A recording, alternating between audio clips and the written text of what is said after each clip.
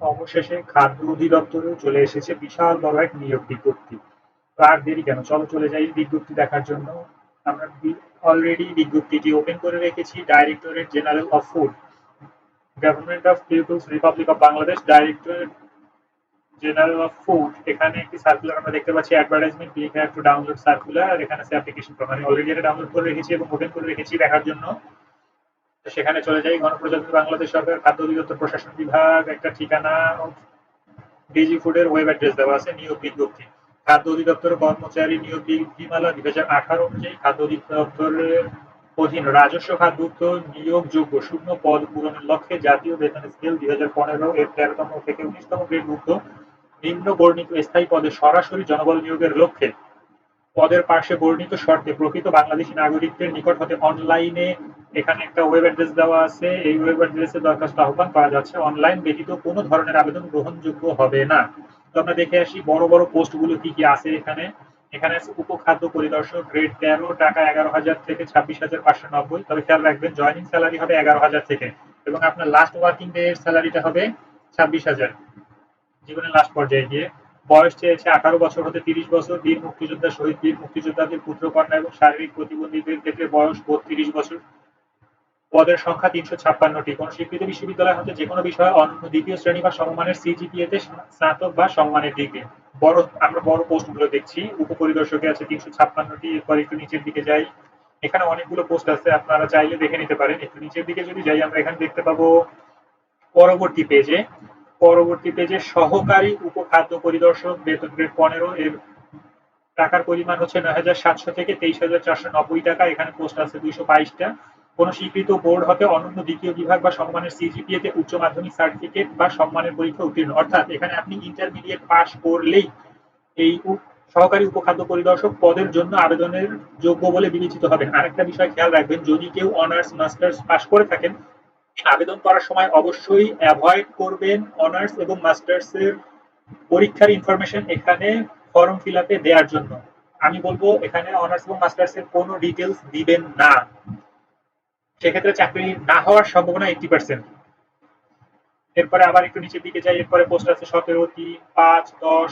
এই আরেকটা বড় পোস্ট আছে এখানে, অফিস সহকারী কাম কম্পিউটার মুদ্রাক্ষরিক, গ্রেড 16, বেতন 9,300 টাকা থেকে 22,490 টাকা।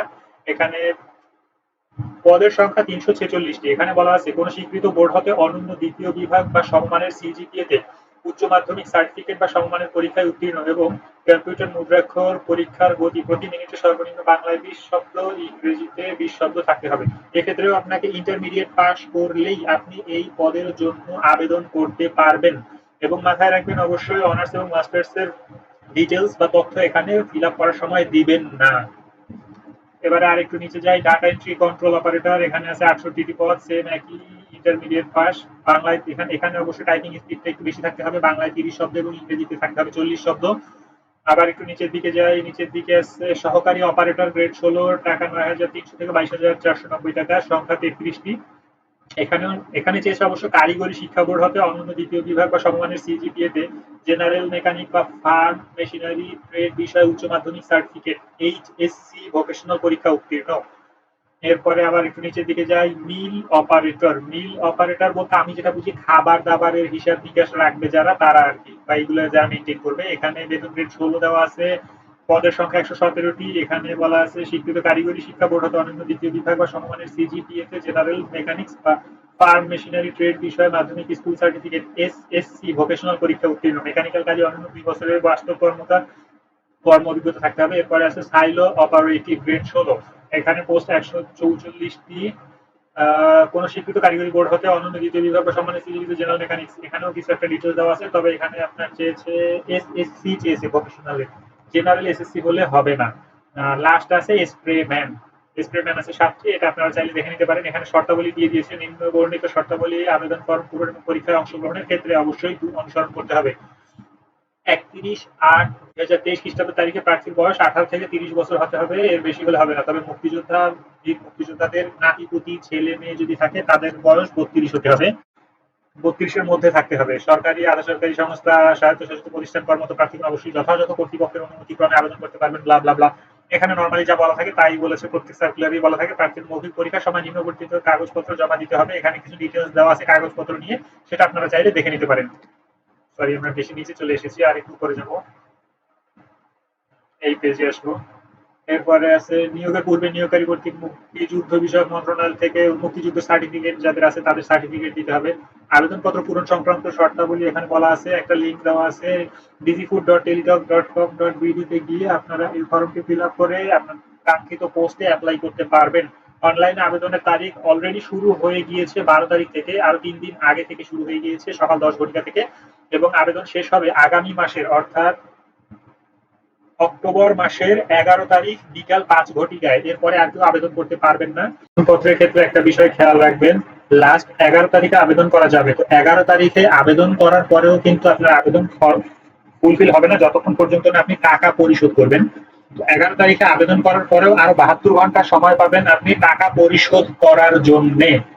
এরপরে আর কোনো এক্সট্রা সময় পাবেন না। তো অনলাইনে আবেদন করার সময় পাসপোর্ট সাইজের একটি ছবি দিতে হবে, যার দৈর্ঘ্য প্রস্থ থাকবে 300 × 300 পিক্সেল, এবং একটা স্বাক্ষর বা আপনার সিগনেচার হতে পারে বা আপনার নাম হতে পারে, সেটার একটা ছবি দিতে হবে। সেটার দৈর্ঘ্য হবে 300 এবং প্রস্থ হবে 80 পিক্সেলের। এটা স্ক্যান করে নিতে হবে, এবং ছবি দুটোর সাইজ হবে 100 কিলোবাইট বাই 100 কিলোবাইট এবং 60 কিলোবাইট। অনলাইনে আবেদন পূরণকৃত তথ্যই পরবর্তীতে সকল কার্যক্রমে ব্যবহৃত হবে বিধায় অনলাইনে আবেদন সাবমিট করার পূর্বেই পূরণকৃত সকল তথ্য সঠিকতা সম্পর্কে প্রার্থী নিজে শতভাগ নিশ্চিত হবেন। এরপরে আছে এখানে আবেদনে কোন পোস্টে আবেদন করার জন্য কত টাকা লাগবে, কিভাবে আবেদন করতে হবে, 200 টাকা টেলিটকে, তারপরে আছে 30 টাকা, তারপরে আছে 100 টাকা। এভাবে ভিন্ন ভিন্ন ক্যাটাগরির পোস্টের জন্য ভিন্ন ভিন্ন টাইপের অ্যামাউন্ট আছে। আবেদন করার ক্ষেত্রে এখানে খেয়াল করবেন, এসএমএস এর পদ্ধতিটা বলে দিয়েছে, DG food space user ID লিখে সেন্ড করতে হবে এত নম্বরে, এবং দ্বিতীয় এসএমএস এর আপনাকে একটা রিপ্লাই এসএমএস এ একটা কোড পাঠাবে। দ্বিতীয় এসএমএস এর ক্ষেত্রে সেই কোডটা বসিয়ে আবার এসএমএস করে দিতে হবে। এরপরে যখন পরীক্ষা হবে, পরীক্ষার আগে আপনাকে আপনার অ্যাডমিট কার্ড ডাউনলোড করে নিতে হবে এখান থেকে। এরপরে আর একটু নিচে আসি, নিচে এসে এখানে কিছু যদি আপনি ইউজার আইডি ভুলে যান বা পাসওয়ার্ড ভুলে যান, সেক্ষেত্রে ওটা কিভাবে বের করবেন সেটা এখানে বলে দেওয়া আছে। আর এই সব কিছুই আপনি এই dgfood.gov.bd এবং টেলিটক বাংলাদেশ লিমিটেড ওয়েবসাইট থেকে সুন্দরভাবে করতে পারবেন। নিয়োগ সংক্রান্ত বিষয়ে নিয়োগকারী কর্তৃপক্ষের সিদ্ধান্ত চূড়ান্ত বলে গণ্য হবে, এবং এটাও মাথায় রাখবেন এইসব চাকরির ক্ষেত্রে শতভাগ কখনোই ফেয়ার হয় না। মামার জোর থাকলে আপনার চাকরি অবশ্যই হবে, বা টাকার জোর থাকলে আপনার চাকরি অবশ্যই হবে। একদমই যে ফেয়ার হয় না সেটাও বলা যাবে না, তবে ফেয়ারের সংখ্যাটা থাকে খুবই সীমিত। তো আশা করি সবাই দেখবেন বিষয়টা, যার যার অ্যাপ্লাই করার যোগ্যতা বা ক্যাটাগরি আছে সেই পোস্টে আবেদন করে দিবেন। আমি লিঙ্ক এবং অ্যাপ্লিকেশন লিঙ্ক এবং সার্কুলার লিঙ্ক ভিডিও ডেসক্রিপশন দিয়ে দিব, আপনারা চাইলে সেখান থেকে ডাউনলোড করে নিতে পারবেন। ধন্যবাদ সবাইকে, ভালো থাকবেন, আল্লাহ হাফেজ।